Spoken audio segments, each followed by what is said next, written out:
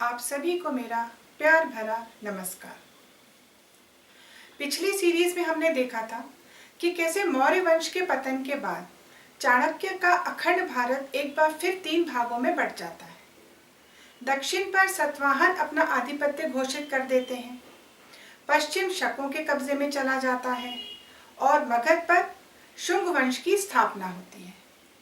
लेकिन एक तरफ समय के साथ इन सभी साम्राज्यों पर से इनके शासकों की पकड़ कमजोर होती जाती है, तो दूसरी तरफ समय भारत की भूमि पर एक बार फिर से स्वर्णिम अक्षरों के साथ एक नए अध्याय की शुरुआत करता है। तो चलिए समय के साथ हम भी आगे बढ़ते हैं और चलते हैं भारत के इतिहास के उस दौर में जिसे इस देश का स्वर्णिम काल कहा जाता है। स्वर्णिम इसलिए कि इस काल में भारत विद्या, शिक्षा, संस्कृति, विज्ञान और कला से लेकर निर्माण तक के क्षेत्र में अभूतपूर्व प्रगति करता है। खुशहाली और तरक्की की वो इबारत इस दौर में भारत लिखता है जिसमें उसकी ख्याति विदेशों तक पहुंच जाती है और विश्व में उसकी पहचान सोने की चिड़िया के नाम से होने लगती है। जी हाँ, ये काल था गुप्त साम्राज्य का काल, जो 275 एडी से लेकर 455 एडी तक था और यह काल लगभग 200 सालों तक रहता है। इस काल में भारत का दूसरे देशों के साथ व्यापार हो या नगरीय व्यवस्था, सड़कों का निर्माण हो या नगर तथा सीमाओं की सुरक्षा, सभी आयाम अपने उत्कर्ष पर थे। इसका प्रमाण चीनी यात्री फा हुआन की किताब में मिलता है, जो चंद्रगुप्त प्रथम के शासनकाल में भारत आता है और भारत की तरक्की और वैभव से मंत्रमुग्ध हो जाता है। अपनी पुस्तक में वह भारत की प्रशंसा करते हुए गुप्त साम्राज्य की राजधानी पाटलिपुत्र को विश्व का सर्वश्रेष्ठ नगर बताता है। लेकिन इसके बावजूद हमारी इतिहास की पुस्तकों में इस काल को बहुत कम जगह दी गई है। लेकिन कहते हैं ना कि इतिहास कभी मिटता नहीं है, वो किसी न किसी रूप में हमारे सामने आ ही जाता है। और इस काल का इतिहास वो तो उत्तर भारत के अधिकांश लोगों के जीवन का आज भी अभिन्न अंग बना हुआ है, क्योंकि आज जिस पंचांग से अधिकतर लोगों के दिन की शुरुआत होती है वो इसी काल का इतिहास है। याद है, हमने आपको विक्रम संवत के बारे में बताया था। गुप्त वंश के ही राजा विक्रमादित्य ने भारत की भूमि को शकों से पूर्ण रूप से मुक्त कराकर विक्रम संवत की शुरुआत की थी। भारत के इतिहास में गुप्त वंश के योगदान का अंदाजा आप इसी बात से लगा सकते हैं कि मौर्य वंश के पतन के बाद भारत में जो राजनीतिक अस्थिरता उत्पन्न हुई थी, उसे पुनः स्थापित करने का श्रेय इसी गुप्त वंश को जाता है। गुप्त साम्राज्य की शुरुआत भले ही श्रीगुप्त ने की थी, लेकिन इसकी सीमाएं बढ़ाकर इसे विशाल बनाया था इनके पोते चंद्रगुप्त प्रथम ने, जिनके पिता थे घटोत्कच। यहाँ एक बात की तरफ आपका ध्यान आकर्षित करना चाहूंगी जो बहुत इंपॉर्टेंट है। चंद्रगुप्त से कहीं आपको चंद्रगुप्त मौर्य तो याद नहीं आ रहे? दरअसल इतिहास में हमें 3 चंद्रगुप्त मिलेंगे। चंद्रगुप्त मौर्य ने मौर्य वंश की स्थापना करी थी, जबकि यहाँ हम गुप्त साम्राज्य की बात कर रहे हैं, जहाँ हमें 2 चंद्रगुप्त मिलेंगे, चंद्रगुप्त प्रथम और फिर उनके पोते चंद्रगुप्त द्वितीय, जिन्हें इतिहास में विक्रमादित्य के नाम से भी जाना जाता है। चंद्रगुप्त प्रथम ने ही इस साम्राज्य की सही मायनों में स्थापना की थी, जिनका काल था 320 एडी से लेकर 330 एडी तक। इनका विवाह हुआ था लिच्छवी की राजकुमारी के साथ। इस विवाह से इनकी राजनीतिक शक्ति, सम्मान और राज्य की सीमाएं तीनों ही बढ़े। इनके बाद इस साम्राज्य को और विस्तार दिया इनके पुत्र समुद्रगुप्त ने। समुद्रगुप्त को भारत के इतिहास के महानतम शासकों के रूप में याद किया जाता है। उस काल के अभिलेखों में इन्हें महाराजाधिराज की उपाधि दी गई है। समुद्रगुप्त के शासनकाल को राजनैतिक और सांस्कृतिक दोनों ही दृष्टि से भारत के उत्कर्ष का काल माना जाता है। इनका युद्ध कौशल अद्वितीय था। कहा जाता है कि इन्होंने अपने जीवन में एक भी युद्ध नहीं हारा था।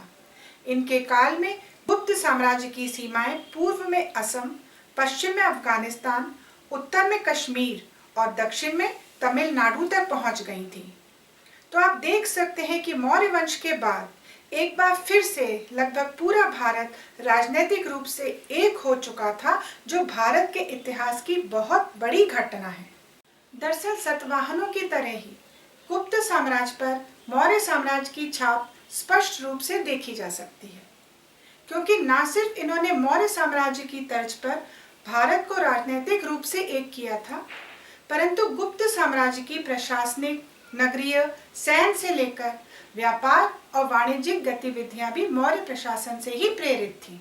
गुप्त साम्राज्य के राजा समुद्रगुप्त की खास बात यह थी कि जब ये अन्य राज्यों पर विजय प्राप्त करके राजाओं को हरा देते थे, तो उन राज्यों को नष्ट करने की बजाय राजाओं को उनके राज्य इस शर्त पर वापस कर देते थे कि वे गुप्त वंश का आधिपत्य स्वीकार करें।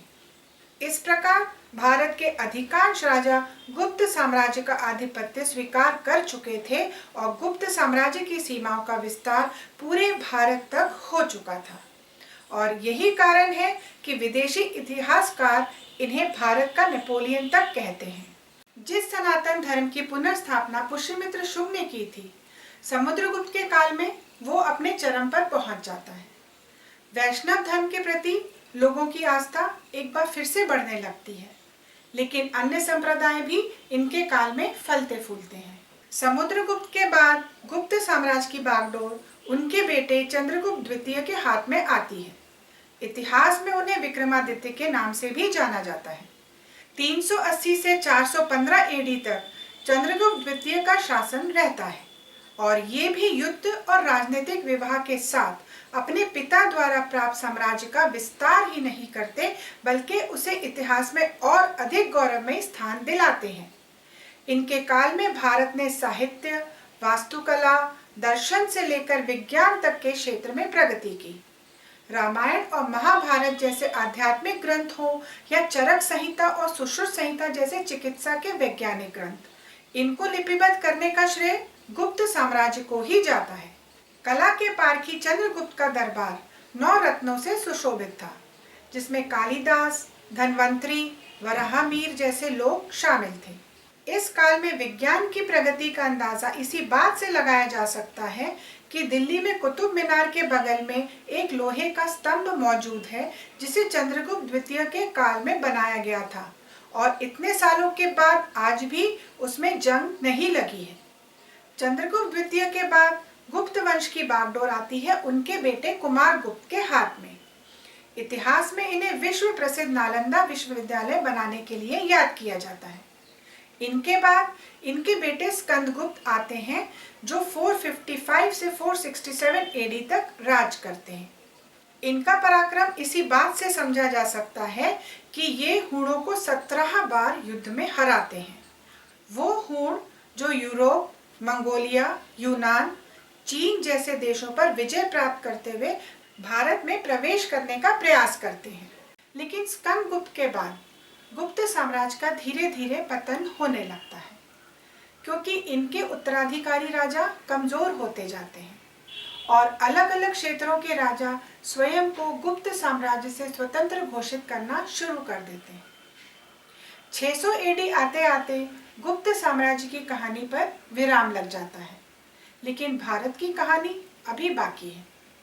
मिलते हैं सीरीज के अगले भाग में गुप्त साम्राज्य के बाद भारत के कुछ और ऐतिहासिक और रोचक कहानियों के साथ। आपको हमारी सीरीज पसंद आ रही है तो हमारे वीडियो को लाइक कीजिए, शेयर कीजिए, अपने विचार हमारे साथ कमेंट बॉक्स में शेयर कीजिए।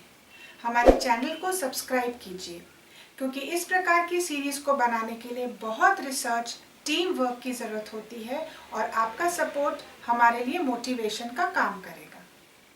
तब तक के लिए नमस्कार।